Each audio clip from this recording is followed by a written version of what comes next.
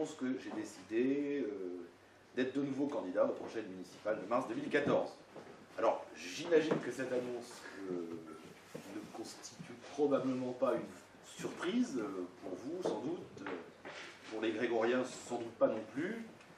Mais ce que je voulais peut-être dire en préambule, c'est que ma décision de briguer un nouveau mandat n'a pas été une évidence, mais qu'elle résulte d'un vrai processus de réflexion, j'allais même dire d'évaluation. Une réflexion d'abord personnelle, car la fonction de maire, j'ai mesuré combien elle était exigeante. Alors elle est d'autant plus exigeante qu'en fait j'ai fait le choix de conserver une vie professionnelle en parallèle de mon mandat. Ce choix, je ne le regrette en rien. C'est le choix de ma liberté, la liberté de ne pas dépendre de mes mandats électifs et de conserver mon indépendance. Et donc j'y tiens. Alors parfois la fonction de maire est un peu ingrate, elle suppose d'accepter de prendre des coups, donc j'ai appris à les prendre. En particulier lorsqu'on doit prendre des décisions courageuses ou parfois difficiles.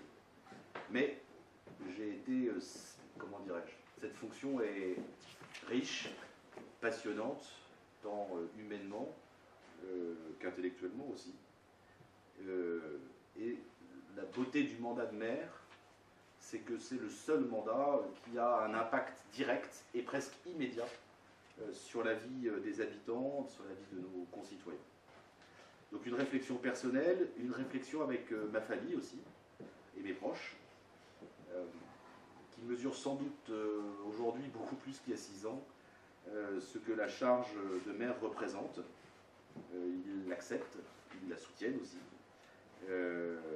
Sans leur soutien quotidien, je ne pourrais tout simplement pas assumer cette fonction.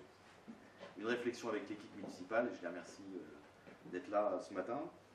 Une équipe dont je tiens à dire qu'elle s'est fortement investie dans le mandat pour mettre en œuvre un programme ambitieux au service des Grégoriens. Cette équipe a fait preuve d'un investissement absolument considérable au service de l'intérêt général, et je le dis en les regardant, sans jamais céder aux sirènes des intérêts particuliers, conformément aux valeurs qui étaient les nôtres il y a 6 ans. Soyez-en remerciés. Cette équipe a fait preuve d'une grande solidarité, y compris dans les moments difficiles du mandat. Une équipe qui m'a encouragé à poursuivre l'action engagée. Nombre d'entre eux continuent l'aventure. Certains ont souhaité se consacrer à d'autres engagements, personnels, familiaux ou associatifs. Dans tous les cas, je tiens à les remercier, à vous remercier. Enfin, une réflexion avec les Grégoriens aussi, eux-mêmes. Depuis presque 10 mois, je les rencontre de manière hebdomadaire, dans le cadre d'apéritifs débats organisés par les uns et les autres. Ils m'ont conforté, ils m'ont soutenu dans notre action, tout en exprimant aussi leurs souhaits, leurs attentes pour demain.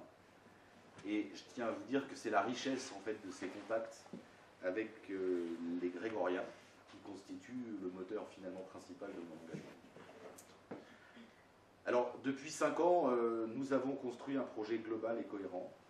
Ce projet, c'est celui de dessiner le Saint-Grégoire de 2020 ou de 2025. Cette vision, elle s'est traduite par de nombreux engagements qui sont autant de marqueurs, finalement, de notre objectif. Nous avons développé des infrastructures de qualité et surtout de proximité pour que notre commune soit avant tout un lieu de vie. Le terrain de foot synthé, le pôle tennis, évidemment, le centre aquatique, bien sûr, ce sont des équipements, mais ce sont des équipements de proximité qui permettent à la commune de vivre. Nous avons travaillé à conforter notre cadre de vie, rénover nos quartiers. Je citerai la rénovation complète de la Cité des Jardins, qui est, à mon avis, une expérience assez remarquable, réussie et exemplaire.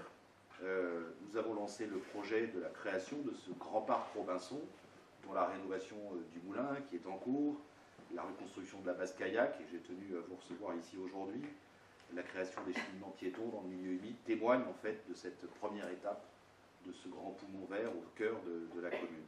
Nous avons travaillé à mettre en place un plan global de déplacement, l'avenue Général de Gaulle, la nouvelle entrée de ville autour du rond-point Leclerc, la voie de la Cerisay, la multiplication considérable des pistes cyclables, le développement du Grégobus, que sais-je encore, traduisent cette volonté. Nous avons commencé à construire un centre-ville à l'échelle de Saint-Grégoire, et l'opération de la Poste ouvre ce grand chantier. Nous avons travaillé plus discrètement à renforcer, parce que ça se voit moins, ce n'est pas du bâti, mais à renforcer le lien social, la solidarité entre les générations et à faciliter la vie des familles. Nous avons fait un effort considérable sur la création des places de crèche, en multipliant par 4. Je crois que nous sommes la ville d'Ille-et-Vilaine qui offre le plus de places de crèche par habitant. Et ça ne suffit pas.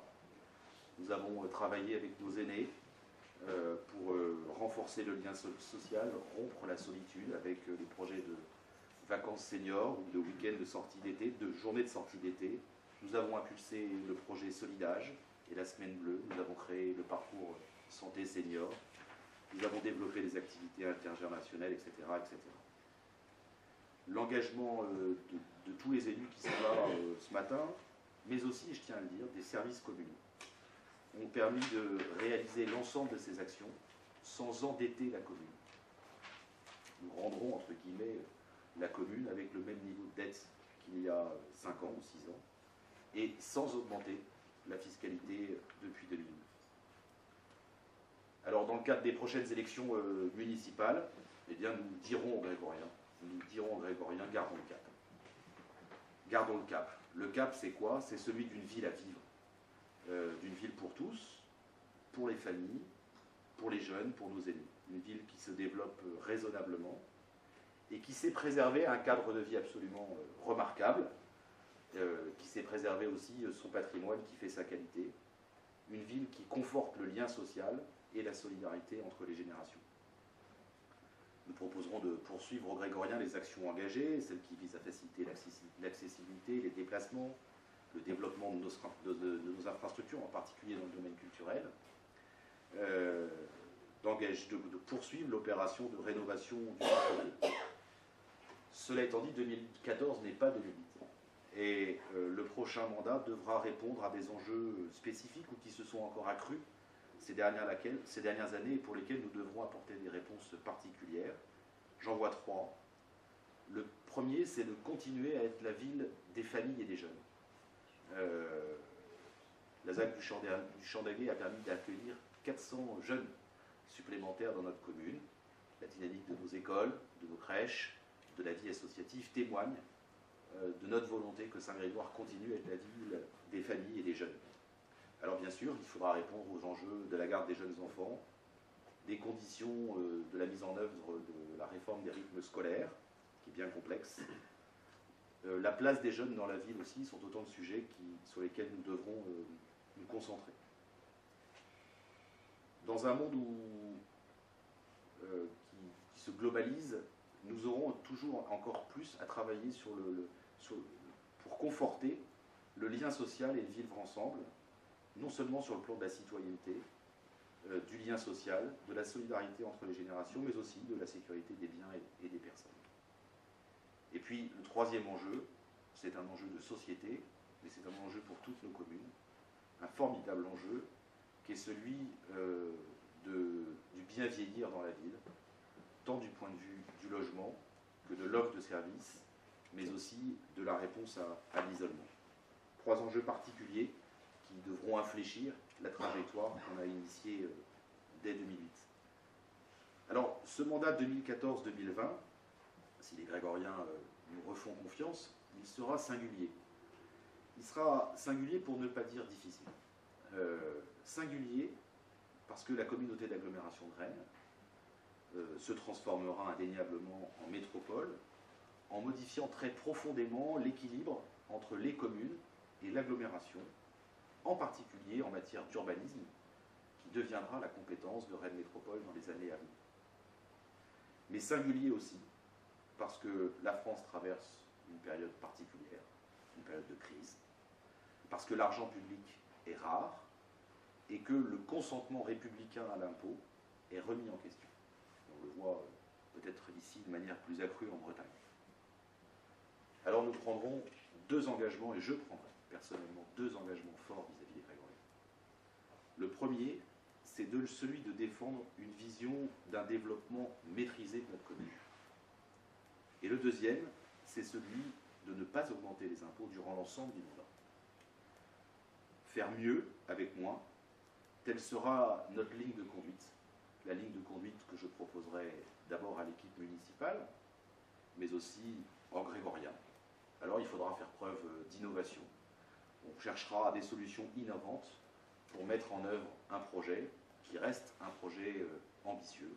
Sans doute aurons-nous recours à des solutions nouvelles, de partenariat public-privé par exemple, pour répondre aux enjeux que je viens de dénoncer avec vous.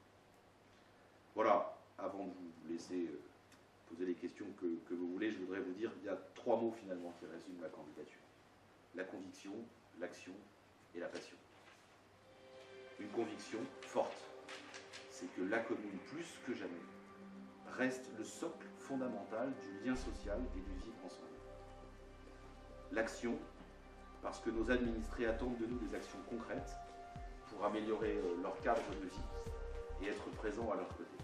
Et la passion, enfin, celle de servir avec l'appui d'une équipe soudée, le bien commun.